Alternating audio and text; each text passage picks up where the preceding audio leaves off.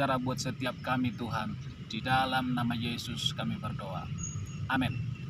Saudaraku yang dikasih Tuhan, kita hari ini belajar dari kegagalan Daud. Daud memang orang yang dikenal, orang yang luar biasa di dalam Alkitab. Ada banyak prestasi-prestasi yang Daud hasilkan, saudara. Tetapi kita juga perlu belajar dari kegagalan Daud. Apa kegagalan Daud? Kegagalan Daud yang pertama dimulai dari kejatuhannya dalam dosa perzinahan dengan Bathsheba. Kemudian kita melihat anak-anaknya, saudara, yang bernama Amnon memperkosa adiknya sendiri, yaitu Tamar.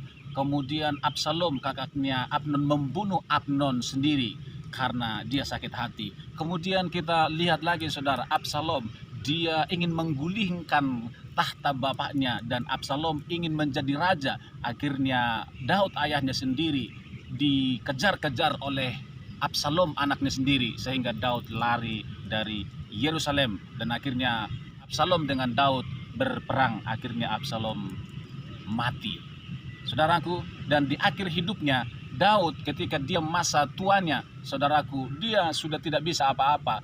Anak Daud yang pertama, dia mensahkan dirinya jadi raja, padahal tahta kerajaan diwariskan Daud kepada Salomo, anaknya dari perempuan Bathsheba itu. Ketika Salomo duduk jadi raja, Salomo berkata kepada anaknya Daud yang pertama, kalau dia tidak mundur secara teratur, saya akan bunuh dia.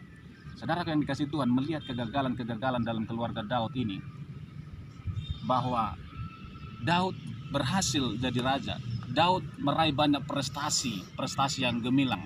Bahkan Daud dekat dengan Tuhan, orang pemuji, penyembah Tuhan. Tetapi kegagalan Daud, sepertinya Daud tidak hadir sebagai bapa dalam keluarganya. Peranan bapa adalah sebagai imam, sebagai nabi, dan sebagai raja dalam keluarga. Sebagai raja menyediakan keperluan keluarganya. Saya percaya Daud tidak gagal di situ. Yang kedua, sebagai imam, berdoa dan melayani, hadir bagi anak-anaknya. Daud sepertinya terlalu sibuk dengan karirnya. Daud sepertinya terlalu sibuk dengan pelayanannya, dengan tugasnya, sampai Daud tidak hadir di dalam keluarga. Kemudian sebagai nabi, Daud dikenal orang yang luar biasa kenabian bagi bangsa Israel.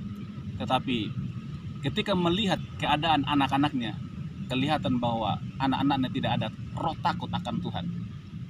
Gagal sebagai nabi bagi keluarga.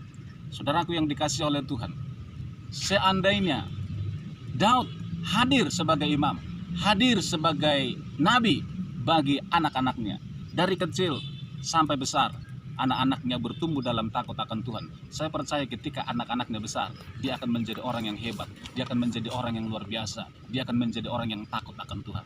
Saudaraku yang dikasihi Tuhan, prestasi boleh begitu banyak, tetapi kalau keluarga gagal, buat apa semua prestasi itu?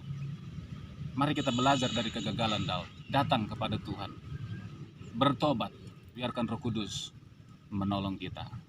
Mari kita berdoa. Tuhan, Roh Kudus, Engkau memberkati setiap kami dimanapun kami berada.